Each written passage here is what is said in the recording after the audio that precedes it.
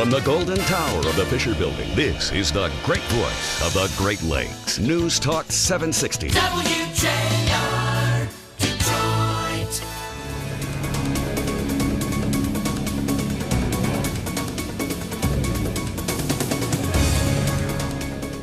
Will it ever be passenger service back again at City Airport, a.k.a. Coleman A. Young Municipal Airport? I'm hopeful that it will. I don't know if it'll be commercial service, but general aviation is definitely something that we're looking for in the near future.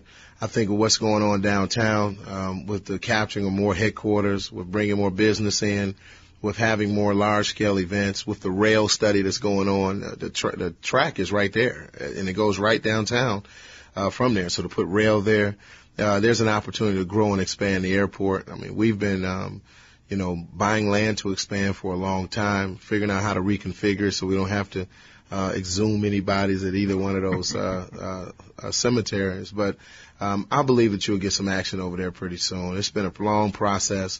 I've met with some of the, regional carriers since I've been in office, but it's all runway. People want runway. People want the opportunity to know that they can have a long-term agreement here in the city of Detroit.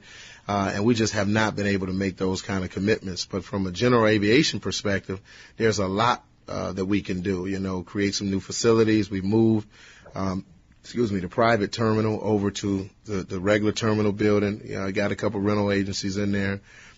We've cleaned up the place a great deal, talking about how we reconfigure and reconstruct a few of our hangars. We're serious about making the places viable, and I believe that you'll get that traffic back. The old MGM casino building. It's a nice looking building, Mr. Mayor. Beautiful building. Beautiful building. It'd be nice to be like a mall.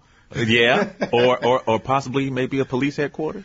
We've been approached about using that building for several different things. Retail center or mall, police headquarters. It's so big. Our police department and its administration is not that big anymore. We once had 6,000 officers, a heavy administration, but now we want to put more out into the neighborhoods. We're even moving, the 13th precinct that was in Wayne State even further out to the Boulevard and Woodward, just to get more visibility and more cars and more traffic out into the community and neighborhoods instead of having so many people in downtown where they have to go out from downtown. So the building, it might be a little too big. We don't know that. We want to do a study to see what it can be used for. But MGM's going to have it for 9 more months. Although they transition out of that building, they want to make sure that all the systems are working. There are no bugs. So they're keeping both buildings for a while. So until they're out of there, you really can't, figure out what you can do with it or what you can't.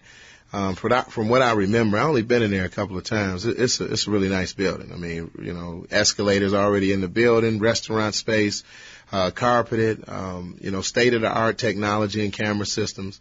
It could be an outstanding place. There's also a gun range in the basement that most people don't know about. It's an old IRS police gun range. So there's a great deal of that character that building has, but we want to be sure that we use it for the right thing. And people have been begging for retail down here for years. Yeah. The parking is already there. It's already well lit. It's in an area right off the freeway. I think it's ideal. And so I'm hoping I'm talking to some developer right now who can go reach out to MGM and say, let's put a Nordstrom and a Sears and some local stores in there. And let's have a destination place for Detroiters. I know you have been courting Dan Gilbert. I'm sorry. I know you've been courting Dan Gilbert from Rock Financial Quicken Loans, and I remember you telling me this one time, that you had never wanted a man more than Dan Gilbert. And you said your wife told you, I don't know if you should be saying that, but I understand what you're saying. How is that going, and is that something that's still possible? I was reading the Sports Illustrated the other day, and they said that Michigan, Florida, and LSU had the best recruiters in the country. They know how to go in the living room, and they make sure they get a kid when they leave out of those 3 schools do it. I think I'm rivaling those guys. I've been to the ends of the earth. People have to check me out on this. We're close. We're close to doing a deal. I believe that announcement may be around the corner. We, dotting I's, crossing T's. I'm a lawyer, but when lawyers get involved in the conversation, it slows everything down to a snail's pace. So, all you lawyers out there, God, we love you. But we're still having conversations, and I think very soon. We'll move to talking about what's really happening on this deal. And for Dan to get involved, it's not just the company coming down and the 4,000 or 5,000 employees. It's also the energy that he brings as a new type of business to the business community in downtown Detroit.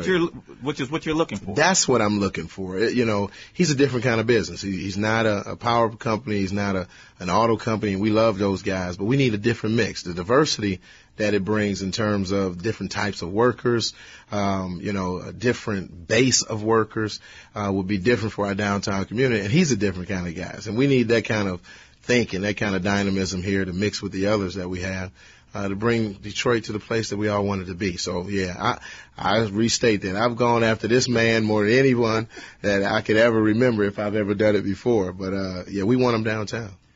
Mr. Mayor, why do you think that you have this target on you when it comes to the media and it's sweeps time and, because it's November sweeps and, you're going to start seeing a lot of investigative reports and all that stuff. But it always seems that in the mix somewhere, you are there. Why is that? Well, unfortunately, when you're 6'4" and 300 pounds, you really are the big fish. It's tough. When I'm in the paper, they sell more papers. They tell me that. When I'm on television, people watch. I don't think anybody was watching the State of the City before we started doing the State of the City. I don't remember ever watching the State of the City address. So we brought it on ourselves in some way, and in some way, people just, they want to see what they're getting on Kwame Kilpatrick, and it's have some type of effect though on you and your family. Well, more on my family than me. When I raised my hand for this job, I kind of knew what it did. Every now and then it's below the belt and it's unfair, but most of the time, you know what you're going to get. And I know every time ratings get low, when I open the paper and I see that the big story is somebody lost their dog, I start running for cover. If it's on the front page, like, have you seen Sparky or something? I say, oh hell, here it comes. 'Cause no news. And so I get scared right away. But yeah, it's hard on my family mostly because, my boys are 11 now. The twins are 11. And so the other day, they pick up the paper in CVS. They go on CVS to buy a hairbrush, and see their dad on the front page. They buy with their allowance 2 papers, News and Free, and they're reading articles now. So then they ask questions. Oh, yeah. Dad, what does this mean when they say that? I said, oh, Lord, have mercy. So, yeah, this is, it's getting a little different now. As they get older, as they start to look around, see different things, they're not just the happy-go-lucky kids. It gets a little tougher on the family. But for the most part, they know what kind of job I have, and we just work through it. Sweeps weeks are February, May, and November. I know when they happen. I know when it starts. You're getting good, Mr. Mayor. I know when it's coming up. I know I can feel it. I can sense it. I start seeing the same reporters hovering around. I say, okay, here we go. So, I just kind of pin my ears back and sit down and try to figure the whole thing out for 10, 11 days and then go back to doing what we do.